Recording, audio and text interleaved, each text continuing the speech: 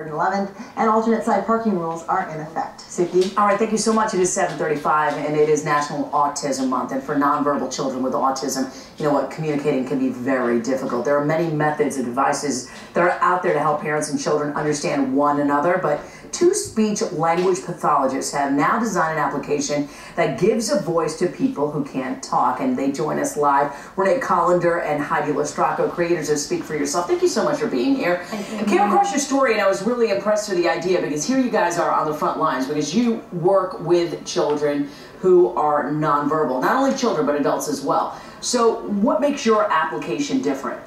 Our app was created by two speech-language pathologists. There are about 300 plus applications for augmentative and alternative communication, and many of them are created by family members and people who don't have the strong background of language development. So. All right, the app is called Speak for Yourself. Correct. So we're going to show some video of it. Tell us about it. How did you come up with the whole idea, and walk us through it as we show the video really quickly. Well, we were working with students who were not able to verbally speak, and we were using a lot of other devices. Yeah. But the devices are as much as $10,000. Whoa. So the cost was prohibitive to a lot of people who could benefit from it.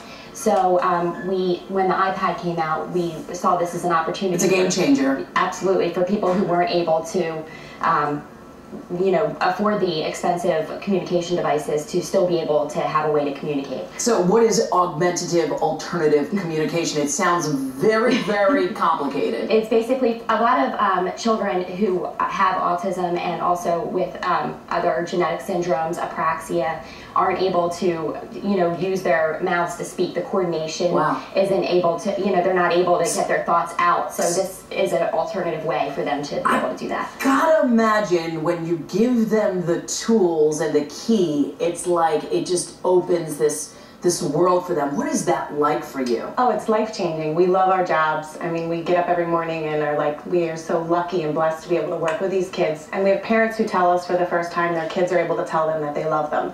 So that's just life-changing for so many people and families. So I had to imagine that for you, this application for your clients is one step in a bigger step that you want to make in changing more people's lives. So how do you plan on going about this?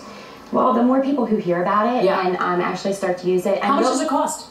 It's $199, and it's actually half price today because it's Undiagnosed Children's Day. Okay. So it's half price on the App Store for today, and but I mean $199, and it really is a communication system that can start with as little as one word and grow to 14,000. Wow. So it really gives people a way to be able to build language as they grow and not have to relearn stuff. What do you think is missing, and what do you think that most people that are watching don't understand about autism?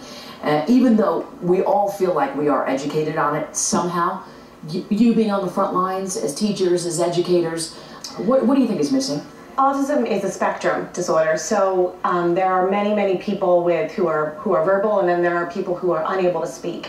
But the biggest thing, the most important thing for us as speech-language pathologists is providing them with a voice and giving them the opportunity to be able to communicate and starting it at an early age. What I love about your story also is that here you are, two teachers, two pathologists, speech pathologists, sitting at a Panera Bread.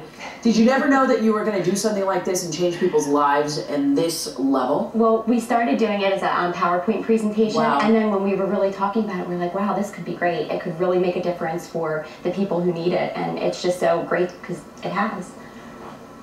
No, it is. It's the most amazing thing that we've ever done, and it's literally used by thousands of people all over the world right now. So we're very, very excited. There's got to be a sense of satisfaction, a sense of like, wow, we did it. We did it. And the fact that you're here, the reason why they're here, because they want to get the word out.